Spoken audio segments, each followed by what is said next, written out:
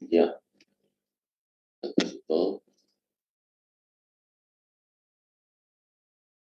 Bueno, ya hemos avanzado bastante sobre lo que son las relaciones de peso-volumen. Vamos a pasar al siguiente tema, que es clasificación de suelo. Antes le voy a explicar esto, los límites, para que entendamos. Fíjense el límite de Atterberg. Este es un ensayo que se hace. Quiero que esta imagen, por favor, la capturen y entiendan lo siguiente. El suelo naturalmente tiene 4 estados. Estado sólido, estado semisólido, estado plástico y estado semilíquido. Fíjense aquí un detalle interesante. Entre todos, ¿no?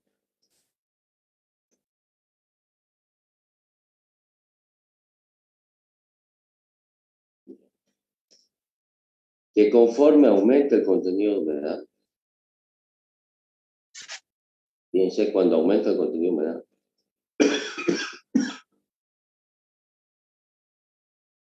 el suelo va cambiando de estado, ¿no? Aumenta el contenido de humedad. El contenido de humedad ya sabemos cómo calcular. A ver, ¿alguien me puede decir cómo calculo el contenido de humedad, por favor? ¿Qué es el contenido de humedad? Primeramente con la letra W, minúscula, y pues se expresa en porcentaje.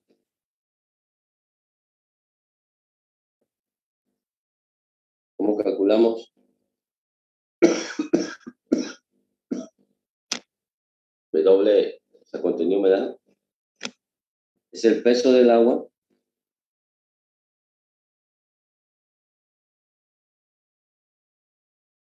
dividido entre el peso de la muestra seca o sólida del suelo, ¿no? Entonces así calculo el contenido de humedad. Quiere decir cuánta agua hay en la estructura del suelo en relación a la parte sólida.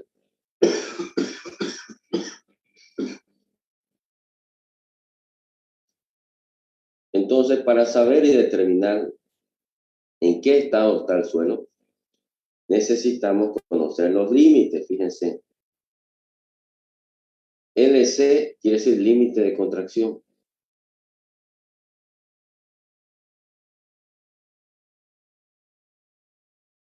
LC. LP, límite plástico. Y LL, límite líquido. Estos límites son contenidos de humedad. Solamente que son valores límites, ¿no? Quiere decir que a partir, por ejemplo, a partir del límite de contracción, hagamos de cuenta acá. Oh, todo.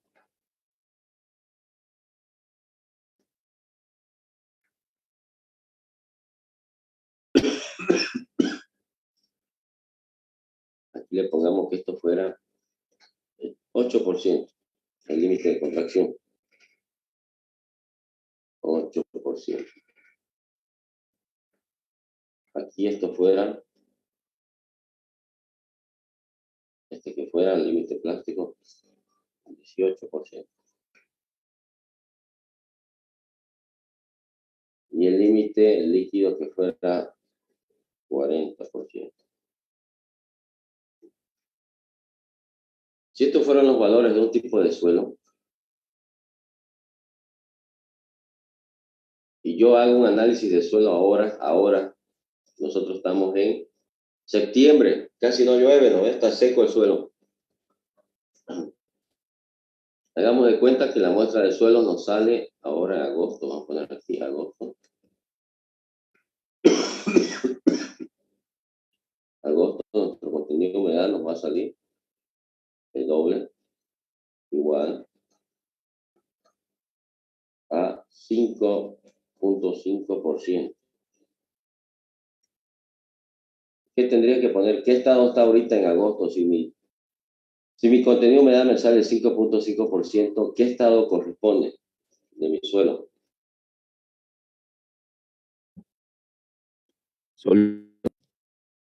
Estado sólido, correcto. Estamos en estado sólido. Muy bien. En septiembre, este mes, hagamos de cuenta que llueve un poquito más. Y de repente el contenido de humedad sube a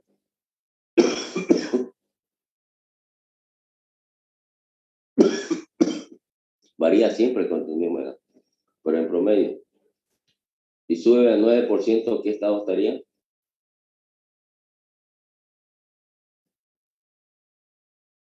Semisólido. Correcto, semisólido.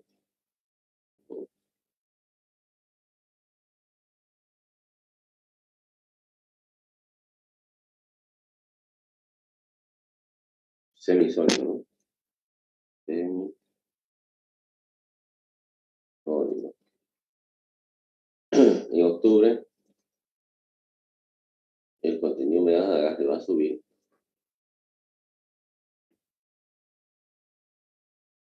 A 16%, bueno, 16%, ¿no? ¿Qué estado estará en octubre si subiera en promedio a 16%?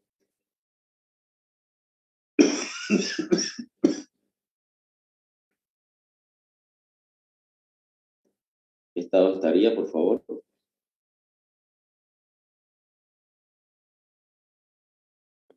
Seguiría en semisólido. Y tiene que seguir porque no hemos pasado el límite plástico, ¿no? Semisólido. Octubre. Noviembre, lo demás. Y ahí tenemos que sube a 26 en promedio. ¿Qué estado tuviéramos ahí? Plástico, estado plástico. Correcto. Ahora, ¿qué pasa cuando un suelo está en estado plástico? Es inestable. Bueno, aumenta el contenido de humedad, por eso que tiene más agua, mira, 26%. Y es como su nombre lo dice, es plástico, es como una plastilina, se deforma, principalmente las arcillas, ¿ya? Ustedes no pueden salir si es que viven en un barrio como Barrio Breca, Barrio, se llama el otro, Manantial, Paraíso, no sé, hay varios lugares donde las cosas se complican, ¿no? Entonces, para el tema de vías es muy malo, no da para avanzar, por eso que en la carretera, dice, se suspenden a veces, ¿no? Los viajes. Y como que en diciembre nosotros llegamos, son datos inventados, ¿no? A 32, ¿qué estado estaría, por favor, en diciembre?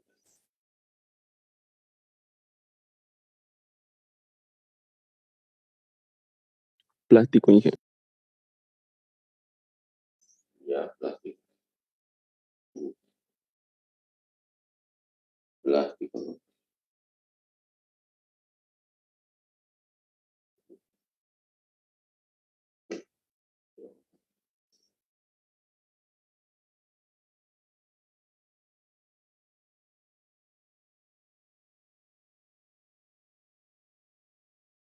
Plástico.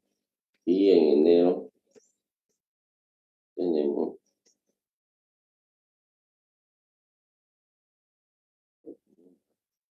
32%.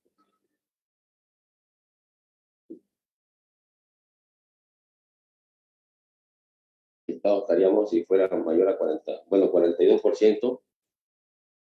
Semilíquido. Mire, es muy difícil que llegue a semilíquido. Yo estoy inventándome, porque algunos suelos, su límite líquido es mayor a 50.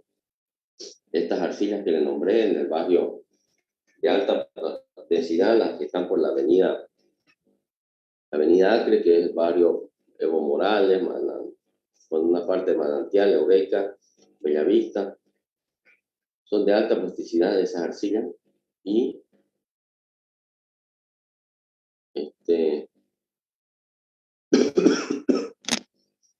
necesitan tener mucha agua. Está en un estado semilíquido físicamente, quiere decir que fluye, es como un barro, una mazamorra que se va. Y tengo una pendiente, se puede venir abajo, ¿no? Si tuviéramos un cerro, una ladera. Entonces,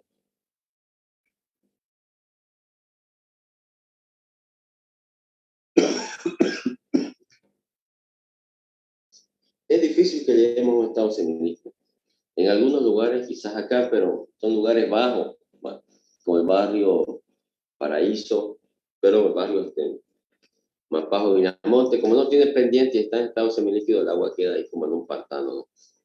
Pero si está en una ladera, el agua puede fluir. Miren, los límites líquidos sirven para eso, para identificar el cambio de un estado. Entre el estado sólido y semisólido, el límite se llama límite de contracción. Para pasar de un estado semilíquido al estado plástico, el límite se llama límite plástico. Es el contenido de humedad para poder pasar a estos estados. Y el contenido de humedad para pasar de un estado plástico a un estado semilíquido se llama límite líquido. Muy bien. Eso ahí. Ahora veamos cómo se calculan, cómo se hacen en laboratorio estos ensayos. Dice, cuando un suelo arcilloso se mezcla con una cantidad excesiva de agua, puede fluir como un semilíquido. Si el suelo se seca gradualmente, se comportará como un material plástico. De repente sigue perdiendo humedad, se vuelve semisólido o sólido, ¿no? Dependiendo de su contenido de humedad. El contenido de humedad dice, en porcentaje en el que el suelo cambia de un estado líquido a un estado plástico, se lo define como límite líquido. De manera similar, el contenido de humedad de porcentaje en que el suelo cambia de un estado plástico a un estado semisólido y de un estado semisólido a un estado sólido, se lo define como límite plástico y límite de contracción, respectivamente, ¿no? Lo que les explicaba. Estos límites se los refiere como límites de Altenberg. Ahora, los más utilizados, los más importantes, son el límite líquido y el límite plástico. Los que utilizamos para hacer la clasificación de suelo. Tomen atención a esta parte. El límite líquido de un suelo se determina utilizando la copa de Casagrande. Esto es un equipo que hay, lo van a conocer. El límite líquido de un suelo se determina utilizando la copa de Casagrande. Y se utiliza este código de ensayo, el T4318. ¿Ya? Ahora, ¿cómo se define ese límite líquido? Se define como el contenido de humedad en el que se cierra una ranura de prácticamente media pulgada, 12.7 milímetros, mediante 25 golpes. Ese equipo en laboratorio van a ver que es como una, bueno, dice copa, como si fuera una cuchara honda. Se coloca el suelo que antes se tiene que preparar. Esto tiene un protocolo. Se deja como si fuera una plastilina, en otras palabras. Se hace solamente con suelo que pase el tamiz número 40. Vale decir arena fina, limo y arcilla. Entonces, en este ensayo de acá, cuando uno coloca en esa copa, lo enrasa, le da la mitad, le coloca un ranurador. Viéndolo de frente, ¿no? Ahí está el suelo. Y de ahí le van a colocar, pues, me sale a mí, un ranurador aquí en el medio. Lo parten en dos. Este ranurador tiene una abertura. Bueno, aquí, pero son en milímetros, porque 2, 3 milímetros. Y esta cucharita va golpeando una altura y una caída. Y a medida que va golpeando, como viéndolo en perfil,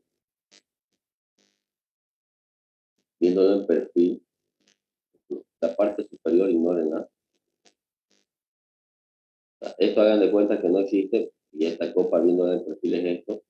Entonces, como va golpeando el suelo, tiende a ir hacia el centro, por lo tanto se une, y aquí dice que se tiene que unir por lo menos en la parte central, que es donde más rápido se une, 12.7 milímetros mediante 25 golpes. Casi nunca sucede exacto. ¿Qué uno hace en este ensayo? Haces uno y de repente se unió a 18 golpes, luego el otro a 22, el otro a 28. Entonces, Bueno, hay que hacer 4 puntos, hacer una gráfica y calcular para 25 golpes cuánto es el contenido de humedad. Ese es el famoso límite líquido. Aquí hay que saber que se determina con el equipo de la copa de Casagrande y se define como el contenido de humedad, donde se cierra una ranura de 12.7 milímetros mediante 25 golpes. De esa parte del suelo, la parte central donde se cierra, uno agarra, lo saca con una espátula y lo lleva a unas cápsulas y lo mete al horno. Porque al final contenido de humedad quiere decir suelo húmedo, después lo lleva al horno, suelo seco. La diferencia entre el húmedo y el seco es el contenido de peso del agua que se perdió. ¿No? Y hay que dividirlo entre la masa sólida, lo que sale seco del suelo. Fíjense, el límite plástico se define como el contenido de humedad en el que el suelo se agrieta formando un rollito de 13.18 milímetros de diámetro.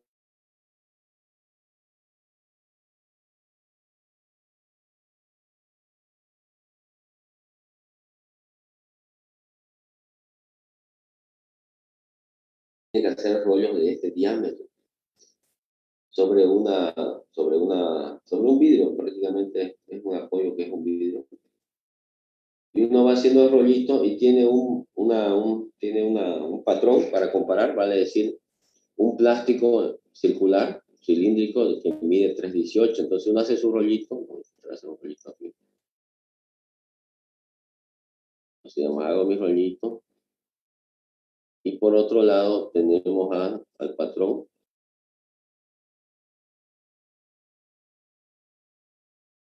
Digamos que este plástico es el patrón. Este mide 3.18, entonces mi rollito, de hecho, que mide más de 3.18, ¿no? Entonces hay que seguir aplastando, o sea, enrollando con la mano, hasta llegar a un diámetro por lo menos de 3.18, ¿no? 3.18 milímetros. Entonces aquí al lado pongámosle que continuamos y hicimos ahí, ¿no? Están casi iguales, fíjense. Pero pasa algo. Si ustedes llegan a 3.18 y ese rollito no se ha agrietado, quiere decir que no llegaron todavía al límite plástico. Tiene que tener grieta, se tiene que partir, ¿sí? Entonces, si pasara eso, que llegan a 3.18 y no se agrietó, quiere decir que tiene mucha humedad. Hay que seguir haciendo, bueno, cuando tiene mucha humedad, a veces se lo seca con una secadora de cabello que hay en el laboratorio, o seguir haciendo rollitos con la mano hasta que pierda humedad. Pero si llegan por lo menos a 3.18 y se agrietó, quiere decir que ahí encontraron el límite plástico.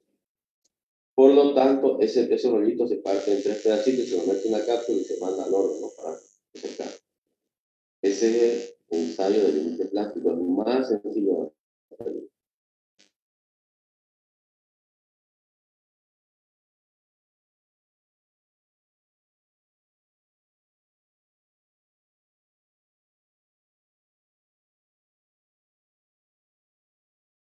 En su volumen, como pérdida de humedad. Y ese límite de contracción es importante. Y se lo hace también mediante un ensayo que está estandarizado, que prácticamente es colocar una muestra de suelo como en un platito de cerámica, todo el cuerpo, y se va a ir secando, hasta ir partiendo. Lo que hay que ver es que no tengamos cambio en su volumen. Pierde humedad, pero su volumen se mantiene. Ahora fíjense, esto es más importante. El índice de plasticidad es igual al límite líquido menos el límite plástico. El índice de plasticidad se ocupa en muchas definiciones y en muchas ecuaciones. IP se llama. Si yo digo el límite líquido menos plástico, se llama índice de plasticidad. Tome nota también de este otro que es el índice de liquidez. Acá. Dice, la consistencia relativa de un suelo cohesivo, va a decir arcilloso, ¿ya? No para arena. La consistencia relativa de un suelo cohesivo en estado natural se le puede definir por medio de una relación denominada índice de liquidez. Fíjense el índice de liquidez que necesitan para calcular. Necesitan contenido de humedad. El límite líquido y límite plástico, ustedes lo hacen una sola vez, eso quiero que entiendan. Si yo agarro una muestra de suelo, como la que ustedes tienen, y si fuera arcilloso y lo hago, los límites, porque cuando no son arcillosos no presentan límites, no puedo hacer rollitos, entonces solamente para suelo fino. Si es que yo tengo los límites líquidos y plásticos, y es el mismo tipo de suelo, estos límites no van a cambiar, a no ser que yo cambie de tipo de suelo, vaya a otro lugar. ¿Qué es lo que cambia entonces, joven? El contenido de humedad, como han visto. En agosto no llueve, en septiembre llueve muy poco, nada, en octubre un poco más, en noviembre, entonces el contenido de humedad va subiendo. Cuando el contenido de humedad vaya subiendo, sube, este numerador se vuelve menor. Es más, si el contenido de humedad sobrepasa el límite plástico, el índice de liquidez puede ser negativo, ¿ya? Puede ser negativo.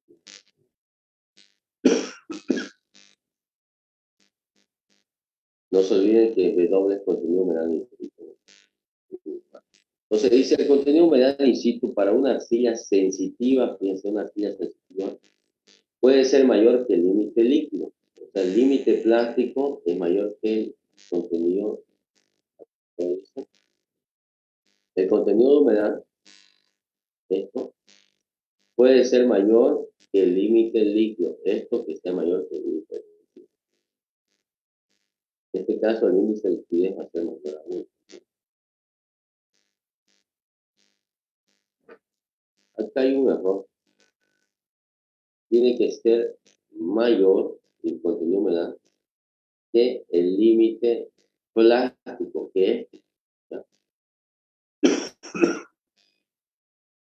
Porque de esa forma te va a salir positivo.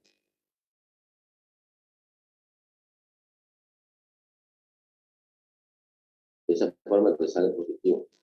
¿Qué dice? Estos suelos cuando se revoldean se pueden transformar en una forma viscosa y fluir como un líquido. Estos suelos de arcilla sensitiva son muy peligrosos. Índice de liquidez mayor a 1.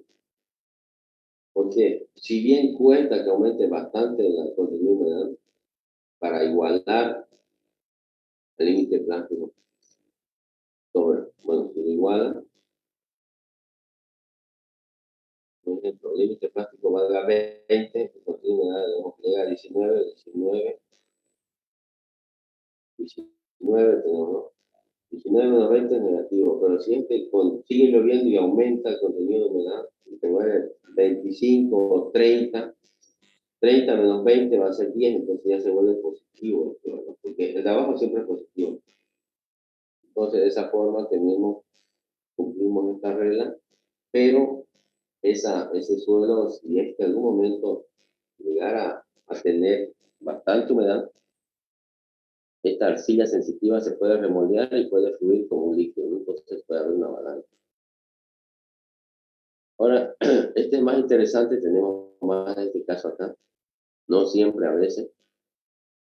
Los depósitos de suelo que están altamente sobreconsolidados, fíjense, altamente sobreconsolidados. Una arcilla sobreconsolidada es una buena arcilla, es como cuando le daba el ejemplo que una persona, digamos, del curso mayor, pisa la arena en la playa, pesa 80 kilos, entonces lo consolidó ese suelo. Y viene luego un niño de 20 kilos y pisa la misma huella, entonces ya no va a dejar huella sobre huella, porque ese suelo está sobreconsolidado. Y equivale a que como antiguamente en ese lugar puede ser que tenga un glaciar de 1 kilómetro encima, el suelo se consolidó. Luego hago un edificio de 3 pisos, 4 pisos, 5 pisos, entonces ese suelo va a resistir bastante, ¿no? Entonces, las arcillas sobreconsolidadas son buenas arcillas. No todos los lugares hay, ¿ya? Ahora, ¿cómo se reconoce? Se puede tener un contenido de humedad natural menor que el límite plástico. Si su contenido de humedad es menor, por ejemplo, aquí si fuera 10 y el límite plástico 20, 10 menos 20 sale menos 10, y ahí le va a salir negativo, ¿ya? Esa parte comprendieron. Estos son extras. Índice de liquidez, índice plástico, y hay uno que se llama IC, índice de consistencia, que está más adelante, que se puede calcular con estos valores, contenido de humedad y los límites. También hay otro parámetro denominado actividad. Fíjense, debido a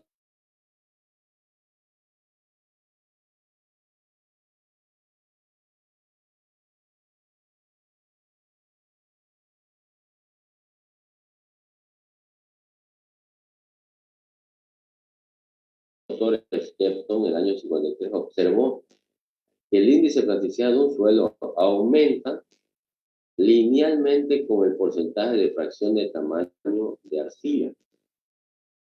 Las arcillas son más pequeñas que 2 micrones. O sea, quiere decir que mientras más porcentaje de arcilla tenga ese suelo, mayor será el índice de plasticidad. No se olviden que el índice de plasticidad cuando se trata de carreteras es pésimo. Pésimo, es lo peor tener un suelo plástico para hacer un pavimento futuro o dejártelo así como capa de rodadura. En edificaciones no tanto, si bien hay arcillas que son muy expansibles o muchos se contraen, pero en realidad las arcillas se las pueden, lo único que va a ocasionar es que tenga una zapata más alta, porque su capacidad de soporte es baja. Y evitar que tenga agua, y si hay agua, ver la forma de que el agua no suba, no sea hasta mi piso, digamos, por ascensión capilar, porque puede perjudicar a la cerámica. Pero eso hay técnica, ¿no? Siempre se hace una capa de arena, luego un hormigón pobre, a veces, ¿no? Con cascote, luego con tapizo, sucesivamente. Ahora, fíjense, las correlaciones de IP, de índice de plasticidad, con las fracciones de tamaños de arcilla para diferentes arcillas, proporcionan, dice, 2 trazos de líneas separadas. Esta diferencia se debe a las características de plasticidad distintas, dice, de los varios tipos de minerales de arcilla. Con base a estos resultados, Skepton definió una cantidad denominada actividad, que es la pendiente de esa línea, que correlaciona IP con el porcentaje de fracción de arcilla. ¿Cómo calculo la actividad? La actividad es igual al índice de plasticidad, vale decir, primero calculan los límites, luego calculan IP, dividido entre el porcentaje de fracción de tamaño de arcilla. Jóvenes, este porcentaje es muy complicado de calcularlo.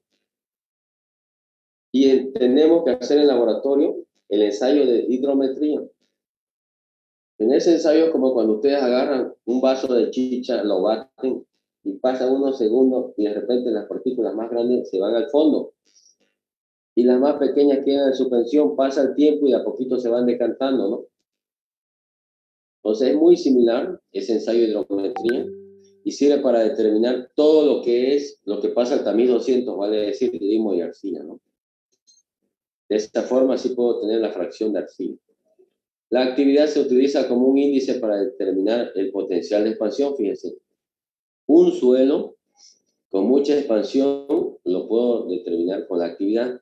Vale decir, la actividad tiene una relación directa, el índice de plasticidad con el porcentaje de arcilla. Mientras más porcentaje de arcilla tenga, quiere decir que más plástico es y más activo, ¿no? Hay una tabla, fíjense, la 1.6 indica valores comunes de actividad. Vamos a ver la 1.6. Fíjense acá, por favor. Lo que más tenemos nosotros son caulinitas. Su actividad es 0.5. Pero fíjense la esmexitas y la hilita, que son arcillas que yo pienso que aquí no vamos a encontrar. Son arcillas muy activas, su actividad es mayor a 1. Y por ende, estos suelos se expanden bastante. En la avenida Acre, que hay ese suelo que le decía que es una arcilla de alta pH, de alta plasticidad, yo mandé a hacer hace varios años para el diseño del pavimento de la avenida Acre el ensayo severe, y ese ensayo severe también se hace el ensayo de expansión. Y sus expansiones eran menores a 5%, ¿no? Tenía 3, 2,5. Y son expansiones que no son muy significativas. Y cuando uno hace la clasificación de suelo, sus límites tampoco acompañan, ¿no? Para una actividad como la de decir que tienen esmerales de tipo esmesita, ¿no? Estos son minerales que hay en la arcilla. Bueno, hasta ahí hemos aprendido en teoría lo que son los límites y algunas correlaciones. Lo que falta, vamos a avanzar en la parte teórica y la parte práctica lo vamos a hacer en la siguiente clase, son los sistemas de clasificación de suelo. Los suelos, sabemos que hay suelos gravosos, arenosos, limosos, arcillosos, pero los suelos no están puros, siempre están mezclados. A veces hay un poco de piedra, pero tiene arena. O también tiene limo y tiene arcilla, ¿no? O tiene arena con limo, arena con arcilla, arena limosa, arcillosa y demás cosas. Entonces, para eso dice, hay dos sistemas de clasificación principales en uso actual. Hay varios, pero son los principales. ¿Y qué necesitan? Fíjense, necesitan granulometría, va a decir tamices, límite líquido y límite plástico. Con esas tres cosas se puede clasificar un suelo, por eso hay que hacer eso en laboratorio.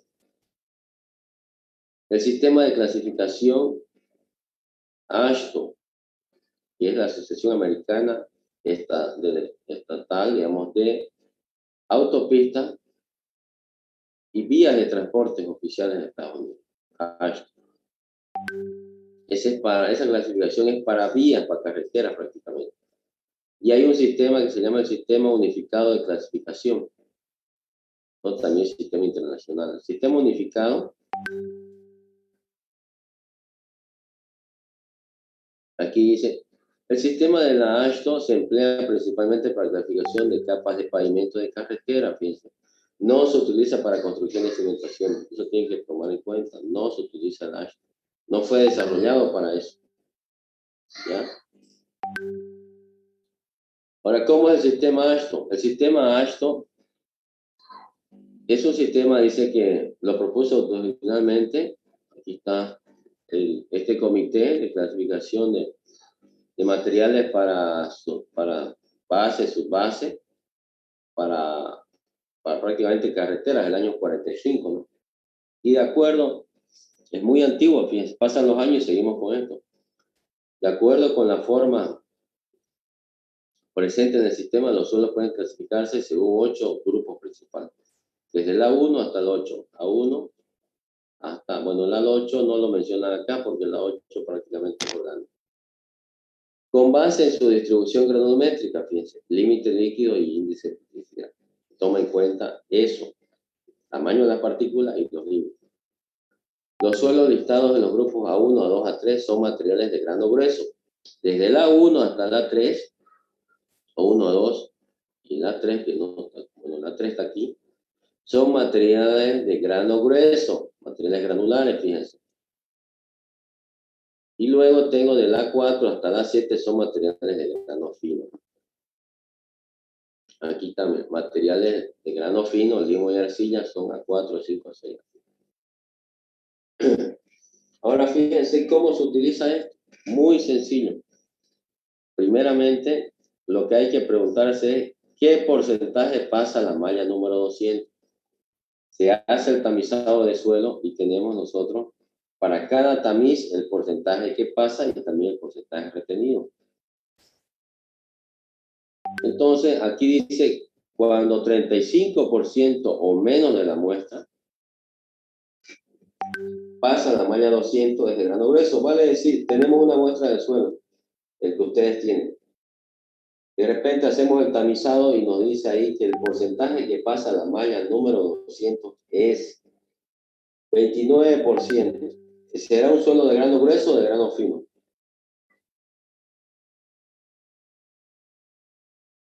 Jóvenes.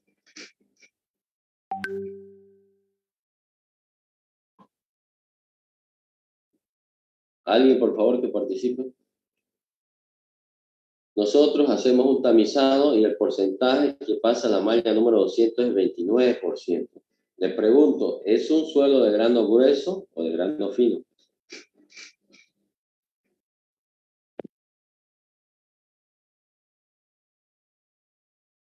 fino, ingeniero, sería. ¿Cuál? Grano fino. ¿Qué dicen los demás? 29% es lo que pasa de la malla 200. Inge, si el 29% pasa, sería un suelo grueso, no fino. Correcto, es un suelo, un material granular o grueso, ¿no? Porque aquí dice 35% o menos de la muestra total pasa a la malla 200. Para nosotros ha pasado 29. 29 es menor que 35, ¿no? Entonces cumplimos. Fíjense lo otro que dice. Más del 35%, dice, ¿no? De la muestra del suelo total pasa a la malla 200. Entonces, lo primero que uno se pregunta, ¿cuánto pasa en la malla 200? Si yo sé que estoy en este lugar, puede ser entonces A1, A3 o A2. Ahora resulta que el A1 se divide en 2, A1A, A1B, y el A2 se divide en 4. Lo que ustedes tienen que hacer luego es seguir la secuencia. ¿Cuánto pasa la malla número 10? ¿Cuánto pasa la malla número 10? Ahí tiene solo una condición. Máximo pasa 50, dice, ¿no? Bueno, entonces, ahorita cumpliera para toditos, dependiendo cuánto tenga, ¿no? Luego, ¿cuánto pasa la malla número 40? Y le voy a escribir, pero no creo que alcance ya el tiempo. Le voy a explicar y vamos a hacer el ejercicio de la siguiente clase. ¿Cuánto pasa la malla número 40? Entonces yo me voy a fijar, por ejemplo, si máximo, aquí dice máximo pasa 30, si pasara, digamos, 40, ya no me cumple esto. Máximo 50 cumplirá este y mínimo 51, dice acá, ¿no? Y también me pregunto en la malla 200. Fíjense, para la malla 200 es clave porque ahí sí los involucra todo.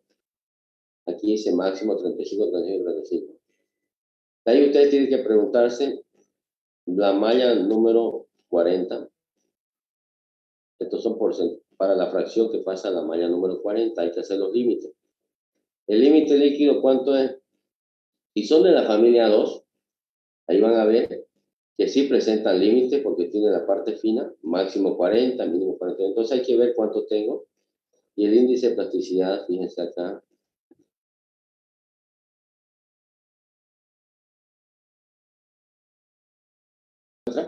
para hacer este ensayo de permeabilidad. Ahora ustedes van a hacer el ensayo, cada grupo le voy a dar las instrucciones después.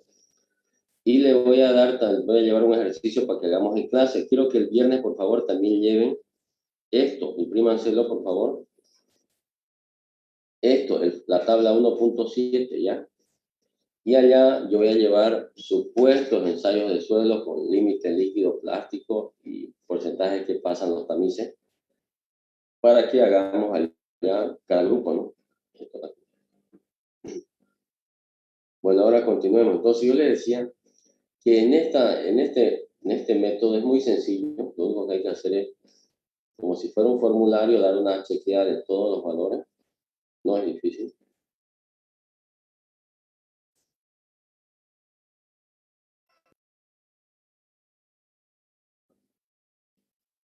Si se chequea, estábamos en el límite líquido, hay que comprobarlo. Fíjense, aquí hay 4 posibilidades.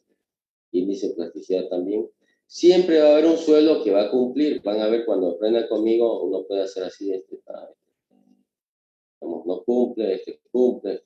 Bueno, siempre va a haber uno que cumpla todo, ¿no? El que tenga todos los bien es este. Si fuera, digamos, en un suelo A2, ¿qué son los A2? Grava y arena. Grava y arena limosa o arcilla. Todos los lugares que le están colocando ripio, son suelos A2. El mejor ripio es el A2-4 y el peor es el A2-7. El A2-7 tiene más fino, porque tu índice de plasticidad, mira, mínimo es 11, puede ser 20. Este es un suelo muy plástico. Es el peor ripio este. Ahora, el A3 es una arena fina. El A1 es fragmentos de roca, va a decir grava y arena. Este A1 en Pando solamente existen por el Sena, por Activity, Gonzalo Moreno, esos lugares.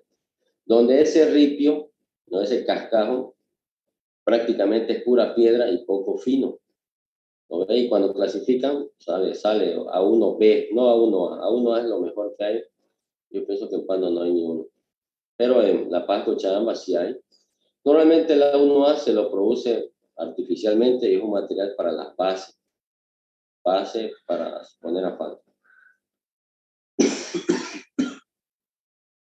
Fíjense ahora qué pasa si le sale el porcentaje mayor a 35%, lo que pasa el 200.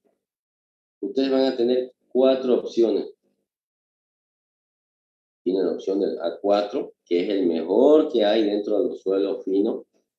Este es el suelo colorado al frente de la Universidad Amazónica de Pando. Siempre lo estamos utilizando, este suelo rojo colorado. El A5, que es una mezcla de limo con arcilla, es un suelo muy inestable, complicado de trabajar, se contrae mucho. El A6, que es una arcilla que también se puede utilizar en vía, se estabiliza con cemento. Es una arcilla que sus propiedades son más definidas. ¿Ya? El A7 es el peor suelo, son arcillas de alta compresibilidad o alta expansión. Y estos A7 sirven, pues tiene mucha fracción de arcilla, sirven para hacer ladrillos, materiales cerámicos, ¿no? Para vías, evitarlo, ¿no? En vías se tiene que evitar este suelo. En sí los suelos finos son malos, ¿no? Pero como no hay, este es el mejor y el segundo mejor es. No se olviden que esto es para vías. Es más, acá te dice, mira, tipo usual de material. El A4 al A5 principalmente suelos limosos, ¿no? Y el A6 A7 principalmente suelos arcillosos. Calificación para la subrasante de regular a malo quiere decir que el A4 es regular y el A7 es malo. Entonces, del mejorcito al peor. Para subrasante, ¿qué es subrasante? Cuando van a hacer una carretera, hacen la excavación, el corte, el relleno, y la última capa de suelo natural sin mejoramiento se llama subrasante. Encima de eso viene la capa subbase, la capa base, que puede ser con piedra, mejorado con ripio, mejorado con suelo cemento. Pero aquí está la recomendación, ¿no? Algo que no le mencioné es que aquí, por ejemplo, la clasificación para capa dice, ya no dice, fíjense, para subrasante, te dice para capa. Ya sea una capa base o subbase, es de excelente a buena. Esto es excelente y esto es bueno. La arena, por supuesto, que no se echa de forma pura, sino siempre está combinada. Entonces, esto es para capa, base o subbase, y esto es para subrasante. Y aquí lo que hay que entrar es, principalmente, fíjense, con la malla número 200, todos cumplen la malla 200 porque van a pasar más del 35, por lo tanto cumplen 36, 33. Lo que define son los límites líquidos y el índice de partición. Ahí hay que ver el que cumpla. Y si te sale un A7, tenés que aplicar estas condiciones. Fíjense estas condiciones que dicen. Si el índice de plasticidad es menor o igual que el límite líquido menos 30, es un A7,5. Pero si IP es mayor que el límite líquido menos 30, es un A7,6. Entonces, este es el primero que vamos a hacer. No es complicado. Aquí hay también el índice de grupo, cómo se calcula. Porque ¿cómo se coloca este suelo? El suelo se coloca así, jóvenes. A4, o sea, el grupo del suelo A-5, A-6. Y entre paréntesis el índice de grupo. Ahora fíjense, ¿qué es el índice de grupo? Para la evaluación cualitativa, es una evaluación cualitativa de la conveniencia de un suelo como material de capa subrasante en un camino. También se desarrolló un número al que se lo refiere como índice de grupo, IG. Entre mayor sea el valor del índice de grupo para un suelo dado, más deficiente será el desempeño del suelo como subrasante. O sea, si tenés un índice de grupo elevado, no hay que utilizarlo de forma pura, buscar otro suelo y si no hay otro, mezclarlo con arena. Un índice de grupo de 20 o mayor indica un material muy deficiente para utilizarlo como capa suprasante. Le sale índice de grupo mayor a 20, olvídense, ese suelo van a tener problemas. Van a hacer su carretera, su camino. Ese suelo tiene mucho fino, es muy inestable, va a llover, el agua sube por capilaridad o a veces inunda en algunos lugares y el suelo se te deforma. Ahora, ¿cómo calcula el índice de grupo? Fíjense, depende, ¿no? Esta ecuación es para los suelos que son finos. Esta es para los suelos finos. Pero si tu suelo te sale a A2,6 o A2,7, calculas con esta ecuación. Con esta ecuación larga la calculan para A4, A5, A6, A7. A4, A5, A6, A7 y también... No, está bien para eso, prácticamente para eso. Ahora, si tu suelo te sale A2,6 o A2,7, A2,6 y A2,7, estos dos, calculas el índice de grupo con esta ecuación más pequeñita. Ahora, si tu suelo es A1A, A1B, A3, A2,4, A2,5, siempre es cero, el índice de grupo es cero, por eso son los mejores suelos. Si te sale A1A, A1B, A1,3, A2,4, A2,5, tu índice de grupo automáticamente es cero. Entonces, para tener una buena nota y dominar este tema, hay que tener acceso a esta tabla, estas ecuaciones y colocar, si mi suelo es de A4 hasta A7, A7,6, utilizar esta ecuación. Si mi suelo es A2,6 o A2,7, utilizar esta ecuación. Y si mi suelo es A1A, A1B, A3, A2,4, A2,5, siempre cero.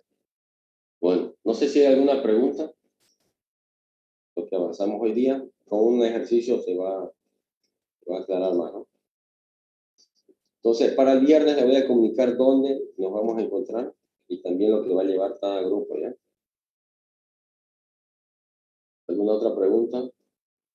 No, ahí termina la clase. Muchas gracias.